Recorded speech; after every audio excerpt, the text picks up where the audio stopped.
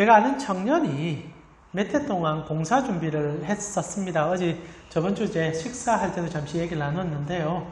공사 준비를 이렇게 하다가 안 돼가지고 좌절하는 청년이 있었습니다. 제가 20대 초반에 그 청년을 만났으니까 지금 이제 30대 중반의 나이가 됐거든요.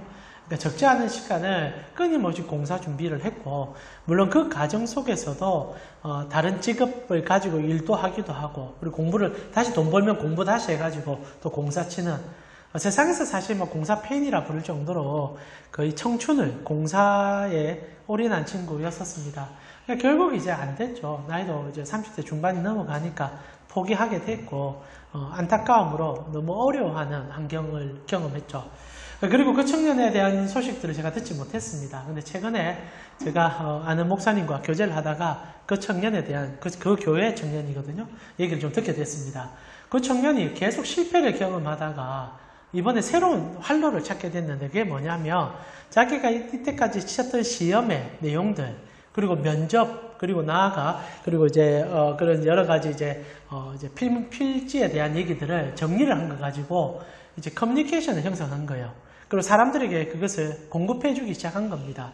그리고 나서 재밌는 게 몇 명의 팔로워들이 생기기 시작하면서 그 사람들을 위해서 이제 직접 그 공사에 찾아가가지고 자기가 이제 인턴 과정도 여러 번 밟았거든요. 관계를 맺었던 직원들에게 질문도 받아내고, 그래서 이제 가르쳐 준 거예요. 놀랍게도 그 질문이 실제 면접 질문이 나온 겁니다. 그리고 이제 또 가르쳐 준 것대로 하니까 한 3-4명이 합격을 해버린 거예요. 그러니까 본인은 한 번도 합격하지 못한 곳에 남을 보내게 된 일입니다. 그러니까 이제 그 친구가 재미가 난 거예요. 그리고 나름대로 이제 인터넷에서 책도 쓰고 이렇게 하면 합격한다, 이런, 뭐 누가 볼는지도 모르지만 요즘 이북 할 수 있으니까 쓰기도 시작했고, 그리고 나름대로 이제 사람들이 모아가면서 입소문을 조금 타고 있는 중인가 봅니다. 아직 뭐 크게 형성한 건 아니지만은 실패의 경험이 새로운 꿈을 향한 도약이 됐고, 그 일을 통하여 또 자신감을 얻는 모습을 보면서 참 귀하다, 그리고 잘 됐다 라고 생각을 했었습니다. 사실 우리는 한 가지 꿈을 꾸다가 그것을 실패하면 인생 전체가 끝나는 것처럼 느껴질 수 있습니다. 그러나 언제나 끝난 자리는 끝이 난 게 아니라 새로운 꿈을 꿀 수 있는 자리일 뿐 아니라 오히려 실패를 통하여서 하나님을 믿기에 그 하나님이 그것에 대한 씨앗을 우리에게 허락할 수 있음을 안다면 우리에게는 언제나 머물고 그리고 커져가는 꿈들이 있으리라 생각합니다. 근데 말입니다. 제가 사람의 꿈을 얘기하고 싶은 게 아니라, 혹시나 여러분은 우리도 꿈을 꾸지 않습니까? 그 청년 일평생 꿈을 꾸다가 안 돼서 좌절했는데 새로운 곳에서 새로운 꿈을 꾸듯이 하나님도 꿈을 가지고 계시다는 거 알고 계십니까? 하나님도 우리와 같은 정말 가슴 뛰는 꿈을 가지고 계시다는 거 생각해 보신 적이 있습니까? 오늘 저는 하나님이 꾸셨던 꿈, 특히 우리를 향한 그 꿈을 나누어 보면서 하나님이 그 꿈이 어떻게 회복되기를 원하고 계신지를 찾아가 이 주님께서 가르쳐준 기도문 속에 들어있는 하나님의 뜨거운 그 열정을 함께 읽어내 보았으면 좋겠습니다. 오늘 우리가 함께 읽었던 본문에 주님의 꿈이 들어있죠. 그것이 하늘에서, 뜻이 하늘에서 이루어진 것 같이 땅에서도 이루어지이다, 이 구절이라는 겁니다. 실제로 오늘 본문을 조금 해석해 들어간다면 쉽지 않다는 거 느낄 겁니다. 저희가 주기도문 강의하면서 한 번도 쉬운 적이 없었던 것 같아요. 제가 저번 주 이제 식사 교제하면서 설교가 너무 어려운 것 같아서 미안하다 하니까 한 청년이 더 이상 그런 말도 하지 말라 하더라고요. 그래서 마음을 비웠습니다. 여러분 그냥 편안하게 들으시고, 들리는 게 있으면 들으시고 이해하시면 될 것 같습니다. 사실 오늘 본문도 제가 고민하고 풀어가면서 이 문장이 너무 어려운 거예요. 어떻게 하면 여러분에게 좀 쉽게 설명할 수 있을까? 사실 그냥 읽으면 쉬운 뜻 같습니다. 뜻이 하늘에서 이루어진 것 같이 땅에서도 이루어진다. 그러나 문장 하나하나, 단어 하나하나 꼭 씹어 보십시오. 쉽지 않아요. 첫 번째 뜻이 무엇인지가 중요합니다. 우리가 저번 주에 하나님 나라에 대해서 살펴봤지 않습니까? 나라가 임한다. 이 킹덤 컴. 이것도 쉬운 내용은 아니었지만 나라가 임하면서 뜻이 하늘에서 이루어진단 말입니다. 하늘에서 뜻이 이루어지고 그 뜻이 또 이 땅에서 이루어지길 바라고 있는데, 뜻이 무엇이며 이루어진 건 무엇이고 이루어질 것은 무엇이냐라는 질문을 할 수밖에 없는 본문이 오늘 본문이라는 거지요. 그래서 조금 어려울 수 있지만 사실 어렵진 않을 것 같은데, 여러분 정신줄 놓으면 어려워지니까 저에게 잘 집중해 주시면서 쫓아가시면 제가 좀 설교를 빨리 마칠 수 있을 것 같습니다. 여러분 문장을 한번 분석해 보았으면 좋겠는데요. 먼저 뜻이라는 단어부터 조금 이해를 해보자는 겁니다. 뜻이 하늘에서 이루어졌다 할 때 오늘 뜻이 중요한 키포인트겠지요. 뜻으로 번역된 이 헬라 단어는 딜레마란 단어를 쓰고 있습니다. 뜻은요, 소원, 목적, 그리고 의도, 오늘 번역한 것처럼 뜻을 나타냅니다. 그러니까 이 딜레마란 단어는요, 하나님의 목적과 의도를 가지고 있는 소원을 얘기하는 거죠. 그래서 사실 델마라는 동사에서 파생된 명사형이거든요. 그래서 델마라는 단어는 소원을 품다, 꿈을 꾸다 이런 의미입니다. 그러니까 뜻이라고 되어 있으니까 여러분 여러 가지 의미를 담을 수 있지만 하나님의 가슴 뛰는 소원, 하나님께서 품고 있는 목적 이 정도로 이해하시면 해석은 쉬워질 것 같습니다. 자, 그렇다면 하나님께서 품고 있는 소원, 하나님의 뜻이 무엇입니까? 그분께서 가슴 뛰면서 품으셨던 꿈이 무엇입니까? 그것이 우리였죠. 우리가 꿈이었고 우리가 계획이었고 우리가 그분의 방향이었습니다. 하나님께서 우리를 만드실 때 가슴이 뛰었잖아요. 그래서 여러분 우리 창세기 1장에 살펴볼 때 하나님이 우리를 만드시며 하나님께서 우리에게 그리고 마지막에는 참으로 좋았다는 얘기를 두 번이나 연거푸하시면서 우리에 대한 기쁨을 끊임없이 발산하셨어요. 기뻐하는 것에 뜻이 있고 좋아하는 것에 소망이 있듯이 하나님은 우리가 소망이었고 우리가 뜻이었습니다. 그런데 이렇게 얘기하면 뜻이 명확해지지 않잖아요. 하나님은요, 우리를 지으며 기뻐하며 그 뜻을 얘기한 다음에 그 뜻에 대한 정의를 설명했어요.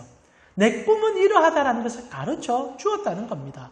그것이 성경 전체를 꿰뚫는 하나님의 꿈이요, 끝에 시작부터 끝까지 이루는 우리를 향한 비전이었습니다. 그게 이제 창세기 1장 27절에서 28절의 이야기지요. 제가 읽어드리겠습니다. 하나님의 꿈입니다. 하나님이 자기 형상 곧 하나님의 형상대로 사람을 창조하시고 남자와 여자를 창조하시고, 자 28절은 같이 한번 읽어볼까요? 여기서 하나님의 두 가지 꿈이 등장합니다. 우리 같이 한번 읽어보도록 하겠습니다. 하나님이 그들에게 복을 주시며 하나님이 그들에게 이르시되 생육하고 번성하여 땅에 충만하라. 땅을 정복하라. 바다의 물고기와 하늘의 새와 땅에 움직이는 모든 생물들을 다스리라 하시니라. 이게 하나님의 소망이었어요. 물론 이제 우리를 향한 명령처럼 느껴지지만 명령은 아닙니다. 꿈이었고 하나님의 가슴이었고 하나님의 의지였다라는 거죠. 여기서 우리는 두 가지 꿈을 보게 되는데요. 첫 번째로 생육하고 번성하여 충만하라는 게 하나님의 꿈이라는 겁니다. 온 땅에 우리가 퍼져나가기를 바라셨다는 거지요. 그리고 두 번째로 퍼져나가되 정복하고 다스리는 것까지 행하기를 바라고 있었다라는 겁니다. 자, 근데 문제는 뭐냐? 이걸 물리적으로 해석하면 폭력적인 느낌을 감출 수가 없죠. 실제로 서구 사회가 아프리카나 그리고 이렇게 아시아의 식민지를 지배할 때 이 구절 가지고 가장 폭력적인 방법으로 다스렸어요. 실제로 16세기, 17세기에 로마 카톨릭 같은 경우에 인디안들이나, 여기서 인디안은 인도인들을 얘기합니다. 그리고 아프리카의 흑인들을 바라보면서 어떤 논의까지 있었느냐? 저들을 사람으로 볼 건지에 대한 논의를 했어요. 잔혹하죠. 그러면서 그들이 사실 그런 논의를 한 것은 이 구절 안에서 해석 때문입니다. 만약 그들이 사람이 아니라면 정복해서 다스려 밟아버리면 되거든요. 소유물로 삼으면 되기 때문에 치열한 논방 끝에 사람으로 인정하게 된 겁니다. 정말 못했죠. 이게 우리의 해석이죠. 하나님은 단 한 번도 그런 식으로 꿈을 꾼 적이 없는데 우리는 그런 식으로 이 본문을 해석한단 말입니다.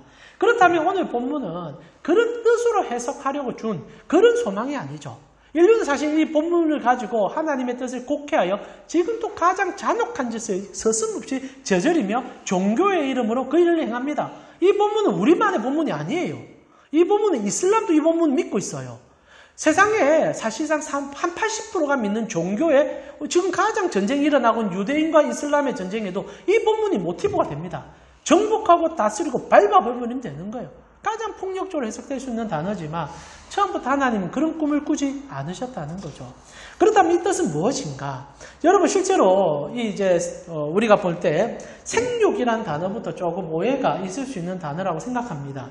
여러분 생육이란 단어 하면은 이제 다산, 열심히 퍼져 나아간다, 출산의 의미처럼 생각할 수 있을 것 같습니다. 물론 그러합니다. 단어 자체만 살펴본다면 그 의미를 품고 있어요. 그런데 여러분 이 히브리어 이 단어 파라라는 단어인데요. 이 뜻이 우리가 아듯이 단순히 다산의 의미는 아닙니다. 실제로 이 파라라는 단어는요, 열매를 맺다, 번성하다, 충만하길 바란다라는 의미를 갖고 있습니다. 그러니까 단순히 육체적인 출산만을 해석할 단어는 아니다라는 거예요. 이 단어는 굉장히 영적이고 하나님의 꿈이 포함되어 있는 단어입니다. 그래서 이 파라라는 단어가 창세기 28장에는 1장 28절에는 생육이라고 번역했지만 다른 본문에 가면 정말 다르게 해석이 돼요. 가장 구체적으로 창세기 17장에 아브라함에게 하나님께서 꿈을 얘기할 때 이 파라라는 생육의 단어가 사용되는데 너무 다르게 사용됩니다. 제가 한번 읽어드릴게요. 창세기 17장 5절에 보니까 이후로 이제 아브라함의 이름이 바뀌는 장면입니다. 내 이름을 아브라함이라 하지 아니하고 아브라함이라 열방의 아버지라 할 거니, 하나님의 꿈이죠. 너를 통하여 열방을 변화시키고 싶다. 그 꿈을 얘기하시면서 이는 내가 너를 여러 민족의 아버지가 되게 해줄게. 실제로 그 일은 물리적으로도 이루어졌죠. 아브라함을 이 땅의 대부분의 종교인들이 다 아버지로 섬기고 있습니다. 이슬람도, 유대교도, 기독교도 다 믿음의 조상으로 섬기죠. 그런데 이게 물리적으로 해석해서는 안 돼요. 그러니까 전쟁을 하는 거죠. 실제로 17장 6절에 그러면서 이런 얘기를 합니다. 내가 너로 심히 번성하게 하리니, 여기서 이 번성이라는 단어가 파라예요. 그러니까 창세기 1장 28절에 나오는 생육이란 단어와 번성이란 단어가 같은 의미를 품고 있는데, 사실 하나님께서 의도하는 것은 단순히 너가 유대인들을 많이 넓혀라는 게 아니라 내 꿈을 펼쳐달라, 열매를 맺어달라, 그 말이죠. 그래서 내가 너에게 민족들이 나게 하며 왕들이 내게로부터 나게 해줄게 라고 약속하는 겁니다. 그러면서 이 파라라는 단어는 조금 더 구체화돼요. 이사야서에 넘어가게 되면 같은 생육이라는 단어도 이제는 그리스도 중심으로 해석을 하기 시작합니다.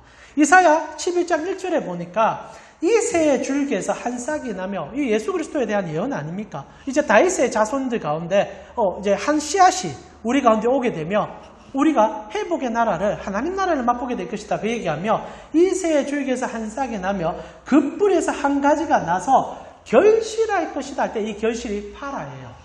자, 그럼 어떻게 됩니까? 하나님의 열매를 맺는 삶을 얘기하는 것이고, 궁극적으로 예수 그리스도를 통하여 회복의 삶을 얘기하는 거죠. 그러니까 창세기 1장 28절에 단순히 많이 태어나서 많이 넓어져라라는 것이 아니라 하나님이 꿈꾸는 그 열매를 가지고 세상 속에 뻗어서 나아가 세상을 채워 나아가라. 우리는 이것을 저번 주 하나님 나라 얘기할 때 결론으로 얘기했지만 청지기의 삶을 살아가라는 거예요. 하나님의 열매를 맺는 삶을 살아내라는 겁니다. 그래서 생육하고 번성하여 땅에 충만하라. 여러분, 물리적으로 해석하면요, 지금 우리는 온 땅에 충만했습니다. 제가 이 설교 준비하면서 인구가 얼마나 늘었는지 한번 살펴봤어요.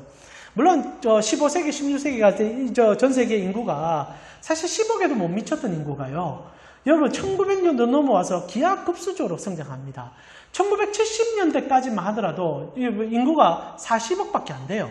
전 세계 인구가. 그러니까 제가 태어났을 때 이 전 세계 인구는 40억이었습니다. 근데 2020년 지금 몇 억인 줄 아십니까? 80억이에요. 80억. 2배로 뛰었습니다. 앞으로 더 늘 거예요. 우리나라는 인구가 소멸되죠. 그런데 우리가 소멸되지 곧 외국에 많은 사람들이 들어와서 우리나라 인종이 사라지고 다른 사람으로 채워질 겁니다. 인구는 지금 폭발적으로 번식하고 있어요. 그럼 하나님의 꿈이 이루어진 겁니까? 아니죠. 오히려 아담의 죄악이 하나님의 꿈을 어긋나게 만들어 번식은 하되 폭력적인 번식을 하는 세상을 만들지 않았습니까? 실제로 여러분 창세기 1장 28절에 하나님의 꿈을 읽어낼 때는 하나님의 열매라고 읽어야 돼요. 하나님의 꿈으로 읽어내야 된다는 거죠. 단순히 생육해서 번성하여 땅에 충만하는 것이 아니라 하나님의 꿈으로 세상을 향하여 나아가라라는 얘기입니다. 자, 그래서 우리는 물리적으로 다산하여 빨리 성장하라라고 해석할 수도 있습니다. 문자 그대로 해석한다면. 그러나 영적으로 하나님이 원하는 방향으로 열매를 맺으며 성장하기를 바란다라는 의미로 그 꿈을 해석하는 것이 맞다라는 거지요. 자, 그러면 이 열매를 가지고 무엇을 해야 되냐는 것이 하나님의 두 번째 꿈입니다. 첫 번째는 너희가 잘 자라나서 열매를 맺을 수 있게 살았으면 좋겠다라고 얘기했던 하나님은 그 열매로 사는 삶을 얘기해 주셨습니다. 그게 뭡니까? 정복하고 다스리라는 얘기죠. 이것도 너무 단어가 폭력적입니다. 정복하고 다스리라. 실제로 문자 그대로 해석해도 이런 단어가 나올 수 있습니다. 근데 말입니다. 번역이라는 것은 얼마나 미묘한지 모르겠어요. 여러분 같은 말이지만 제가 다른 단어를 한번 써보겠습니다.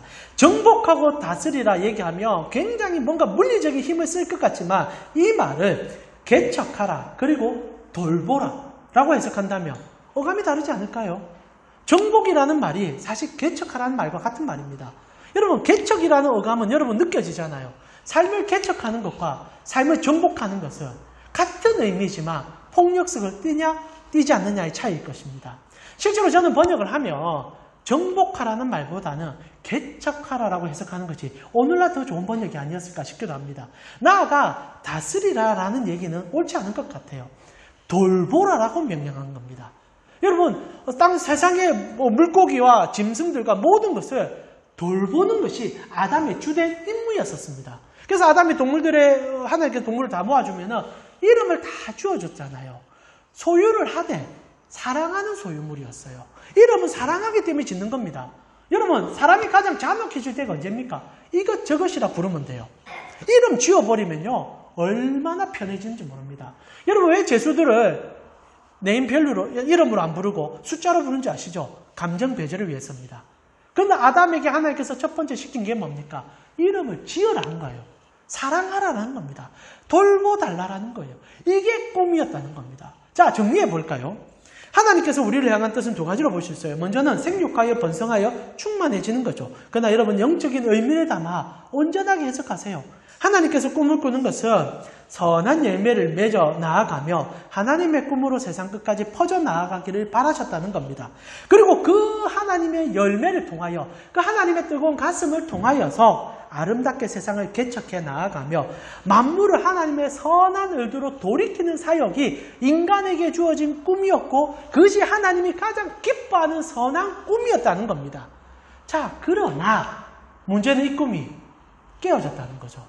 아담 때문에 박살이 났습니다. 제가 처음에도 말씀드렸지만 아담이 선악을 알게 하는 나무의 열매를 가지고 하나님과 언약했지만 자신이 하나님이 되고 싶었고 만물을 자기의 손에 쥐고 싶었고 마치 오늘 우리가 이렇게 번역한 것처럼 이 삶을 살고 싶어서 짓밟고 빼앗고 얻고 싶어서 하나님으로부터 찬탈하고 싶어서 하나님과의 모든 꿈을 박살냈습니다.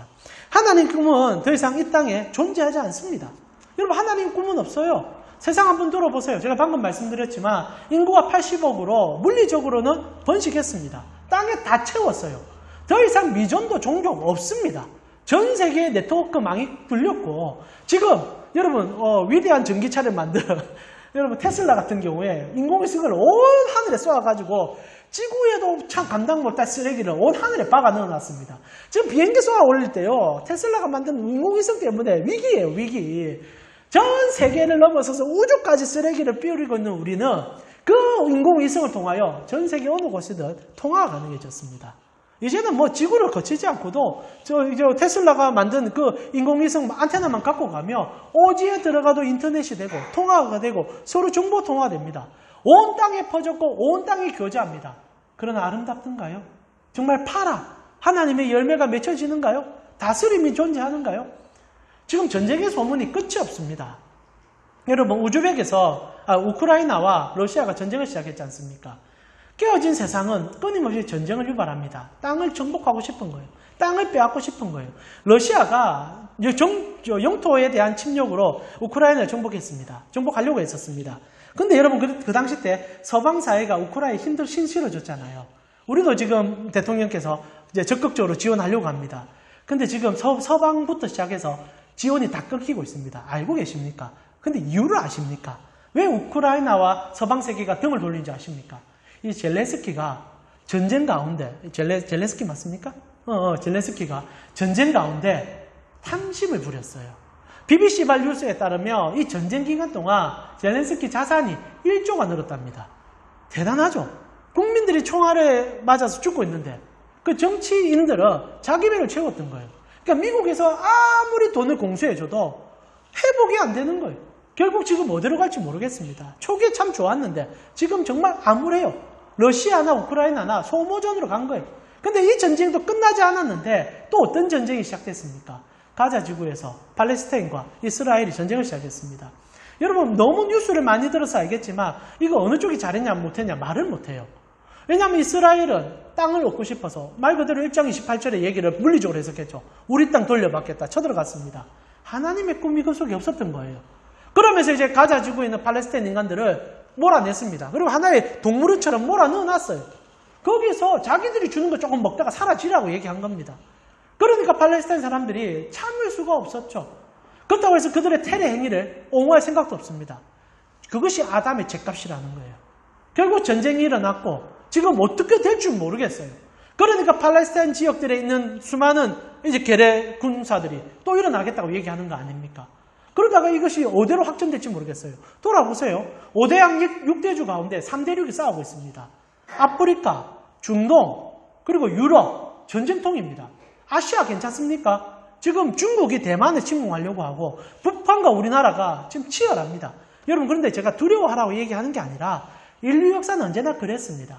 정말 잠시 우리가 태어나서 이 한 50년 가까이만 평화가 있었지. 이 50년, 사실 이 50년도 국제적인 전쟁을 끊임없이 있었습니다. 여러분 물론 이제 제가 요즘 인터넷 보면요 재밌어요.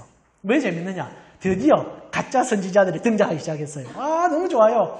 이런 세상이 좋다니까 여러분 이상해 보시는데 저 재밌더라고요. 또 두더지가 튀어나오는구나.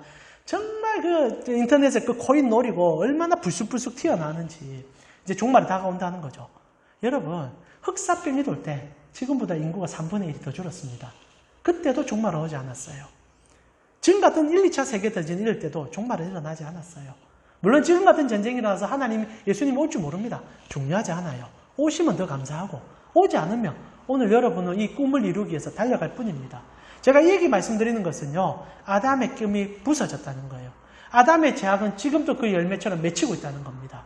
그런데 말입니다. 제가 이 얘기를 하는 것은 주기도문에 너무나 충격적인 이야기를 하기 때문입니다. 하나님의 꿈이 이루어졌다라고 얘기하기 때문이에요. 이게 오늘 여러분과 제가 나오고 싶은 키포인트입니다. 꿈은 부서졌어요. 하나님께서 가슴 찢으며 아파하셨어요. 근데 오늘 본문에 뭐라고 되어 있습니까? 예수님께서 기도하시는데 뜻이 하늘에서 이루어진 것 같이라고 되어 있다는 거죠. 과거형입니다. 꿈은 성취되었다는 거예요. 하나님의 꿈이 두 가지라고 말씀드렸죠. 아담이 하나님의 열매를 맺으며 세상 속에서 그 선한 영향력을 드러내 모든 만물들이 그 돌봄 속으로 들어와 서로가 사랑할 수 있는 하나님의 파라다이스가 열리기는 것이 꿈이었는데 그것이 무너졌단 말입니다. 근데 주기도문에는 그것이 이루어졌다. 꿈은 성취되었다라고 얘기한다는 거죠. 자, 이게 뭐냐라는 겁니다. 뜻은 이루어졌다. 하늘에서 이루어졌다 얘기한다는 거죠. 자, 이것을 이해하기 위해서는 성경 전체를 이렇게 뚫고 있는 하나님의 꿈의 성취를 봐야 합니다. 실제로 하늘에서는 벌써 뜻이 이루어졌어요. 여러분, 하나님의 꿈이 아담으로부터 깨어짐을 당했습니다. 정말 하나님은 피해자예요. 하나님은 무슨 말 해도 언제나 피해자입니다. 하나님은 아담이 잘해주기를 바랬고 그에게 선한 능력도 주셨고 선한 의지까지 주셨습니다. 아담에게 가장 큰 은혜는 무엇이냐? 하나님의 사랑을 거절할 수 있는 은혜였어요. 이거는 만물에게 그 누구에게도 주지 않은 정말 사랑이었습니다. 거절받을 끝까지 허용하는 사랑. 그게 하나님께서 아담에게 주신 가장 큰 용기 있는 사랑이었죠. 그러나 아담은 그것을 정말 손쉽게 갖다버렸습니다. 그리고 인류는 거침없이 죄와 죽음과 폭력적인 방향으로 흘러갔어요. 그러나 하나님이 꿈을 한 번이라도 잃어버린 적이 있느냐? 없어요. 끊임없이 꿈을 꾸셨습니다. 꿈을 꾸셨어요. 아담 이후로 그 꿈을 주고 싶어서 처음부터 여인의 후손을 통하여 내가 이 꿈을 다시 한번 회복시키겠다. 그 얘기를 하셨다는 겁니다. 근데 그것을 다 나눌 수 없고요. 저희가 설교 가운데 끊임없이 얘기했기 때문에 저는 한 가지 사건을 여러분과 다루고 싶어요. 그게 노아 홍수의 사건입니다. 인류의 죄악이 끝을 달했을 때 어떻게 일어날 수 있는지를 그리고 어떤 결과가 일어날 수를 보여주는 게 노아 홍수입니다. 여러분 노아 홍수 때 결국 어떻게 됩니까? 물로 세상이 심판을 당하지 않아요. 물이라는 것은 죄와 죽음을 상징합니다. 성경 속에서. 결국 죄값을 치른다는 얘기로 보셔도 과언이 아니에요. 세상이 오히려 지금보다 더한 죄악 속에 던져졌을 때 하나님이 그 백성을 구원하셨습니다. 그때 매개체로 사용된 게 뭡니까? 이게 방주죠. 노아 설교를 제가 거의 석 달, 넉 달 했습니다. 그 짧은 구조 가지고 뭐 얘기할 게 있나 싶었는데 할 게 있더라고요. 근데 정말 힘들었는데 열심히 설교해서 여러분 들으셨을 겁니다. 초정리를 한번 해봅시다. 하나님께서 이 방주라는 모티브를 통하여 하나님의 꿈을 담아주시는데 노아가 방주 안에 들어가 삶을 얻게 됩니다. 죄와 죽음이 온 세상을 뒤덮어도 방주 안에 들어가면 산다는 꿈을 보여주기 시작했어요. 이게 하나님의 꿈의 하나의 결정체였던 겁니다. 아무리 세상에 죄가 팽배해져서 너와 나의 관계가 끊어져도 방주 안에만 들어가면 산다. 그게 노아 혼자 산 게 아니라 가족 단위로 살려주겠다라는 얘기를 했다는 거죠. 그리고 재밌는 게 뭐냐, 이 방주가 성경 안에서 계속 확장된다는 얘기를 제가 노아 얘기를 할 때 했었습니다. 여러분 기억하시죠? 노아의 방주를 히브리어로 뭐라고 얘기한다 했습니까? 이거 기억하시는 분 계실지 모르겠어요. 방주를 히브리어로. 이거는 여러분 저와 이제 설교 사업이란다. 설교 사역을 하고 있으니까 여러분 이 단어 정도는 기억하셔야죠. 테바. 한번 따라해 보시죠. 테바. 성경에 딱 2번 나옵니다. 테바라는 단어는. 첫 번째 나온 게 방주. 이 노아가 탄 방주를 얘기하고 두 번째 또 표시해야 돼요. 이제 언제 나오는가? 이제 모세가 태어났을 때 나일강에 버려질 때 말입니다. 갈대 상자에 들어가잖아요. 그 갈대 상자를 테바라고 기록합니다. 그러니까 노아의 방주와 갈대 상자는 동일한 가치를 가진다는 거예요. 그 뒤로 테바라는 단어가 아예 안 나옵니다. 그러니까 모세는 자신이 오경을 기록하면서 방주가 곧 내가 살아남을 때 썼던 그 테바였다라는 얘기를 하고 싶었다는 거죠. 그리고 성경은 이 상자의 이야기라도 과언이 아니잖아요. 배로 묘사되는 상자의 이야기. 여러분 어떤 일이 또 일어납니까? 하나님은 이 테바를 이스라엘 백성들에게 줍니다. 그게 법궤죠. 상자를 하나 주지 않습니까? 그리고 그 상자를 가지고 물을 계속 건너게 만들어요. 건너게 만듭니다. 여러분 요단강을 건너는데 상자가 중간에 딱 들어가니까 물이 갈라지잖아요. 벽을 쌓잖아요. 그리고 이스라엘 백성들이 하나님의 약속한 땅으로 들어간단 말입니다. 그 뒤로 그 상자를 통하여 하나님은 교통하시는 거예요. 그 상자를 통하여 하나님이 이스라엘 백성을 만나주는 거예요. 여러분 성전이 왜 존재합니까? 그 상자 때문에 존재해요. 지성소라는 곳에는 그 상자 놓으려고 있는 겁니다. 그리고 하나님 뭐라고 합니까? 그 상자의 뚜껑을 통하여 내가 너희와 만나줄게. 근데 신약 성경으로 들어가면 그 테베가 어떻게 완성됩니까? 예수 그리스도의 무덤으로. 무덤 안에 천사 둘이가 서 있듯 법궤의 뚜껑에는 천사 둘이가 그 상자 뚜껑을 쳐다보고 있습니다. 상자 안을 쳐다보고 있어요. 결국 예수 그리스도께서 방주로 그리고 갈대 상자로 그리고 법궤로 그리고 이스라엘을 구원할 그 메시아로 오고 계심을 보여주고 있다는 거죠. 그래서 이 노아 사건은 굉장히 중요해요. 하나님의 꿈의 그림자를 보여주기 때문입니다.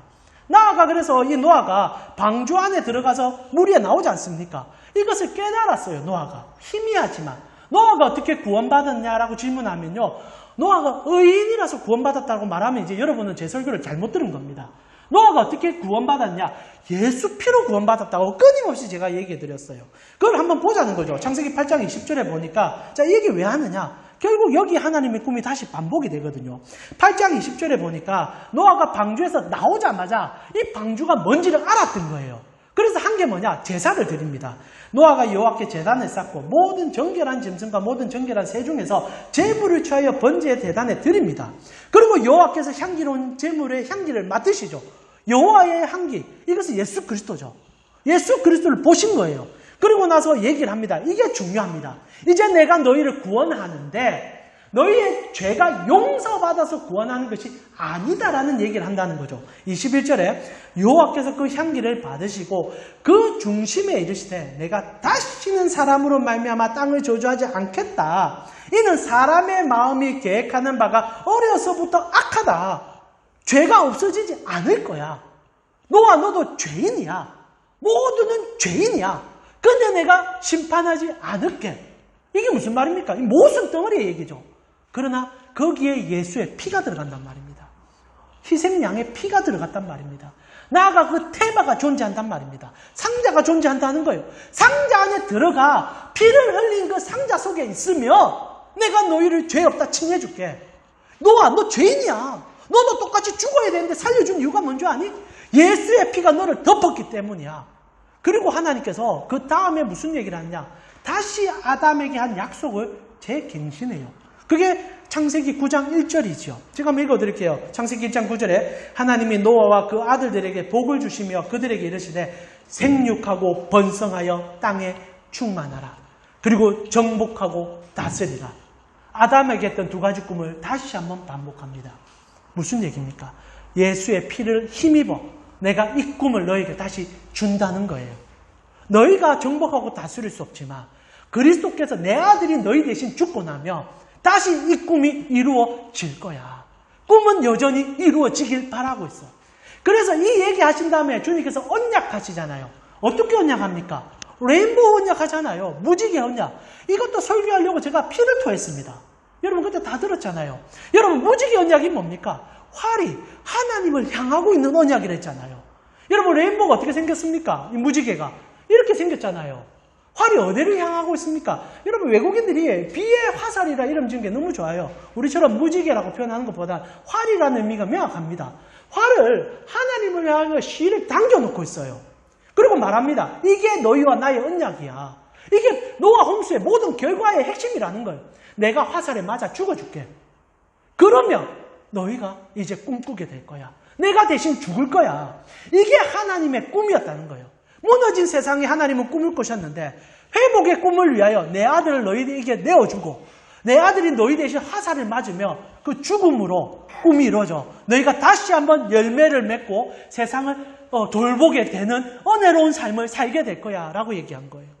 그리고 예수님께서 기도문을 가르쳐 줍니다. 그러면서 얘기하는 거예요. 뜻이 하늘에서 이루어졌다. 이 말은요. 그리스도께서 제자들에게 내가 너희를 위하여 죽기 위하여 이 땅에 오는 날 꿈은 성취된 거야. 이제 나의 아버지의 꿈이 성령님의 꿈이 그리고 나의 꿈이 성삼위 하나님의 그 눈물겨운 꿈이 오늘 이루어진 거야. 하늘에선 그 꿈이 성취되었어. 내가 너희 가운데 왔잖아. 그리고 곧 죽을 거야. 그리고 그 꿈을 완벽하게 이루어 너희에게 줄게. 이게 꿈이었다는 겁니다. 이게 뜻이었다는 거예요. 그래서 하늘에서 이루어졌어요. 그리스도는 죽으심으로 그 꿈을 성취하셨어요. 그런데 말입니다. 예수님께서 이 꿈을 다시 한번 재해석해 준다는 것 우리가 가슴 깊이 새겨야 돼요. 여전히 우리는 창세기 1장 28절의 꿈을 쫓아 살고 있습니다. 그러나 물리적으로 해석할 때 이것이 아담에게 주어진 언약이었고 노아에게 주어진 언약이었지만 오늘 우리에게는 또 다른 의미로 해석해 주신 예수님의 음성을 들을 필요가 있죠. 왜냐하면 그 다음 구절이 중요하기 때문입니다. 하늘에선 꿈이 성취되었어요. 그리스도께서 죽어주심으로 다리가 되어졌고 이제 믿기만 하면 하나님 나라로 갑니다. 그런데 말입니다. 여전히 주님께서 우리에게 꿈을 전달합니다. 땅에서 꿈이 이루어지기를 바란단다. 뜻이 하늘에서 이루어진 것 같이 땅에서도 이루어지길 바란다. 어떻게 이룰 수 있습니까? 여러분은 그 꿈을 이제 소유한 자들입니다. 그러나 여전히 꿈을 이루어야 되는 자죠. 제가 저번주 하나님 나라 얘기할 때 이미와 아직이 얘기를 했듯이 결국 뜻이 하늘에서 이루어진 것 같이 땅에서도 이루어지리란 말은 하나님 나라의 이미와 아직 이루어진 것과 이루어갈 것에 대한 얘기를 꿈으로 담으신 거죠. 자, 이렇게 볼까요? 예수 그리스도께서 하나님을 향하여 한 기도는 하나님 나라요, 이미 이루어진 나라와 이루어갈 나라, 그 나라를 얘기하는 꿈의 나라를 지칭한다 보더라도 간이 아닐 겁니다. 자, 그렇다면 예수님께서 노아에게 준 언약을 두 가지로 다시 재확신시키는데 그게 뭡니까? 그게 저번주 설교의 핵심이에요. 저번주 설교 집에 가서 다시 한번 들어보세요. 오늘 설교가 다시 연관이 됩니다. 그러나 제가 한 번 더 읽어드릴게요. 여러분 결국 이 단어는요. 여러분 마태복음 우리 설교 이제 듣고 있는 부어절이기도 하지만은 자 마태복음 우리 4장 23절입니다. 4장 23절. 자, 이 구절 하고 우리 설교가 마무리될 것 같은데요. 예수님께서 이 창세기 1장 28절을 오늘날 우리가 이해할 수 있는, 왜냐하면 그리스도께서 완성하셨기 때문에 완성하여 이룰 수 있는 본문을 재해석해 줍니다. 같이 읽어보겠습니다. 창세기 4장 23절입니다. 함께 읽겠습니다. 예수께서 온 갈릴리에 두루 다니사 그들의 회당에서 가르치시며 천국 복음을 전파하시며 백성 중에 모든 병과 모든 약한 것을 고치시니. 자, 이 구절 가지고 마태복음은 전체를 끌어간다고 했잖아요. 가르치는 사역과 고치는 사역. 이게 꿈입니다. 하나님께서 오늘도 우리를 향할 꿈을 꾸는데 말씀으로 살아가고 말씀을 통하여 고치고 열매 맺는 삶을 살기 원하는 거죠. 이게 하나님이 우리를 향한 꿈의 결정됩니다. 그럼 어떻게 우리가 뜻을 이루어 나아갈 수 있습니까? 첫 번째, 말씀을 부지런히 가르치고 배우며 말씀의 하나님의 법 속에 들어가면 됩니다. 어렵게 생각하지 마세요. 첫 번째는 예배 잘 드리면 된다 이 얘기입니다. 오늘 여러분 설교를 말씀의 바른 주의를 통하여 듣고 계십니다. 제가 자부할 수 있어요. 여러분, 저는 다른 말 하지 않습니다. 예수 그리스도 가르쳐주고 싶어요.